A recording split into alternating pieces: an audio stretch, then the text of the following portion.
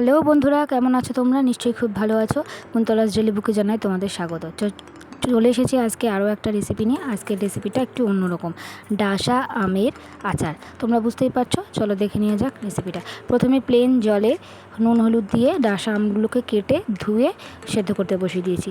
আর এদিকে চলো দেখে নিই মশলাটা। প্রথমে নিয়ে নিয়েছি মেথি, পাঁচফোড়ন আর গোটা জিরে আর শুকনো লঙ্কা। এইগুলো হচ্ছে শুকনো খোলায় ভেজে গুঁড়ো করে নেবো, ভাজার জন্য নিয়েছি। আর শুকনো লঙ্কা আর কিছু আর হচ্ছে পাঁচফোড়ন নিয়েছি হলো ফোড়নের জন্য, একই প্লেটে দিয়ে নিয়েছি। আর ওদিকে দেখো আমাদের আম সেদ্ধটা হয়ে গেছে, আমরা নামিয়ে জল ঝরিয়ে নিয়েছি একটা পাত্রে। এবার একটা গ্যাসে কড়াই বসিয়ে দিয়েছি। কড়াইটা গরম হলে তার মধ্যে দিয়ে দেবো একটু সর্ষের তেল। সর্ষের তেলটা গরম হলেই তার মধ্যে দিয়ে দেবো শুকনো লঙ্কা, ফোড়নের জন্য রেখেছিলাম যেগুলো, সেই শুকনো লঙ্কাগুলো দিয়ে দিয়েছি। আর দিয়ে দেবো পাঁচফোড়ন দিয়ে, শুকনো লঙ্কা আর পাঁচফোড়ন দিয়ে ফোড়নটাকে ভালোভাবে ভেজে নিতে হবে, বেশ একটু কালচে কালচে হবে। তারপরেই এর মধ্যে দিয়ে দেবো যে সেদ্ধ করে রাখা যে আমগুলো, সেইগুলো গোটা আমগুলো দিয়ে দেবো। ভালো করে নেড়ে ছেড়ে নেবো। এগুলো কিন্তু ডাসা আম একদম, সেটা তোমরা বুঝতেই পারছো। সবাই তো কাঁচা আমের আচার খাও, আজকে আমি করে দেখাচ্ছি ডাসা আমের আচার। তো ভালো করে মিশিয়ে নিয়েছি ফোড়নের সঙ্গে। তারপর দিয়ে দেবো একটু হলুদ গুঁড়ো, আর দিয়ে দেবো স্বাদ মতো লবণ দিয়ে নেব। দিয়ে ভালো করে আমের সঙ্গে মিশিয়ে ভালো করে কষিয়ে নেবো, আমের সাথে ভালো করে ভেজে নেবো। একদম ভালো করে দেখো বন্ধুরা, কষা কষা হয়ে গেছে, মানে মেশানো হয়ে গেছে। এবার এর মধ্যে দিয়ে দেবো আখের গুড়, বেশ খানিকটা আখের গুড়। এই আখের গুড়টা পরিমাণ মতোই তোমরা দিও, কে কতটা মিষ্টি খাবে সেই বুঝে আখের গুড়টা দিতে হবে। আর আখের গুড়টা দিয়ে ভালো করে মিশিয়ে নেবো।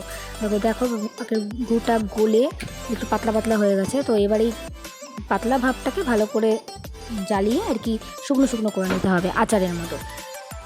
তো এটা ফুটতে থাকুক, ঢাকা দিয়ে এটাকে ফুটতে দিতে হবে আস্তে আস্তে কম আঁচে। তো দেখো এইবার দেখো একদম আঠালো মতো হয়ে গেছে, আচারের মতো দেখতে হয়ে গেছে না? একদম মনে হচ্ছে না? এই যে একদম আঠালোর মতো হয়ে গেছে, একদম আচারের মতো দেখতে হয়ে গেছে। এইবার এর মধ্যে আমরা দিয়ে দেবো সেই ভাজা মশলাটা। হ্যাঁ, দেখেছো কত সুন্দর হয়েছে দেখতে। এই যে মশলাটা প্রথমে দেখিয়েছিলাম সেটাই, মেথি, পাঁচফোড়ন আর দুটো চারটে শুকনো লঙ্কা আর গোটা জিরে দিয়ে ভালো করে শুকনো খোলায় ভেজে গুঁড়ো করে নিয়েছিলাম মিক্সিতে। তো সেটাই এবার আচারের সঙ্গে ভালোভাবে মিশিয়ে নেব। মিশিয়ে আচারের সঙ্গে ভালো করে নাড়িয়ে মিশিয়ে নেব। তো রেডি আমাদের আমের আচার। কেমন লাগলো রেসিপিটি অবশ্যই জানিও, আর তোমরা বাড়িতে অবশ্যই ট্রাই করো। কাঁচা আমের আচার তো অনেকেই করেছো, এটা হচ্ছে ডাসা আম দিয়ে তৈরি করলাম। যেহেতু এখন কাঁচা আম আর পাওয়া যাচ্ছে না, তাই আচার খেতে ইচ্ছে হলো, তাই আমার মা একদম নিজে হাতে ডাসা আম দিয়েই বানিয়ে নিল আচার। তো কেমন হয়েছে বন্ধুরা দেখো, আচারটা একদম খুব সুন্দর ইয়াম্মি দেখতে হয়েছে, আর খেতে খুব টেস্ট হয়েছিল, বেশ ঝাল ঝাল টক টক মিষ্টি মিষ্টি। আমগুলোও কিন্তু খেতে খুব দারুণ লাগে। তারপর ব্যাস রেডি আমার আচার। এইবার আমার ছেলেকে একটু দেখায়। এই দেখো বন্ধুরা, আচার হওয়ার সাথে সাথে আমার ছেলে একদম আচার বাটি নিয়ে বসে পড়েছে, খেতে নাকি দারুণ হয়েছে তার ভাষায়। তো বন্ধুরা, ভিডিওটি আর বেশি দূর এগোবো না, এখানেই শেষ করছি। তোমরা সবাই ভালো থেকো, সুস্থ থেকো, দেখা হচ্ছে নেক্সট ভিডিওতে।